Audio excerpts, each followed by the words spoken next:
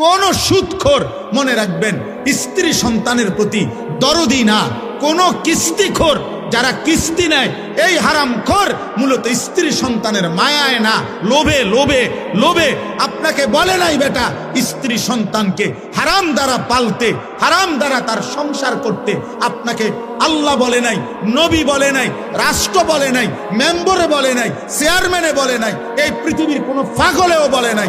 আমনের লোক আপনারে সুদ খাওয়াইছে, আমনের লোক আপনারে কিস্তি নেওয়াইছে।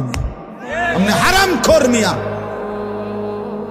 কোন হারামখোরের সন্তান মানুষ হয় না, আমি বলে গেলাম, লিখিত দিলাম, লিখিত। সুদখোরের সন্তান মানুষ হয় না, কিস্তিখোরের সন্তান মানুষ হয় না, ঘুষখোরের সন্তান মানুষ হয় না। যদি বলেন মানুষ হইছে, আমারে বলেন, আমি দেখতে যাব। আপনি কি দেখাইবেন? মানুষ হয়েছে মানে হেতন পয়সা ইনকাম করে, 1 লাখ টাকা বেতন পায়, 1 লাখ টাকা বেতন পাই।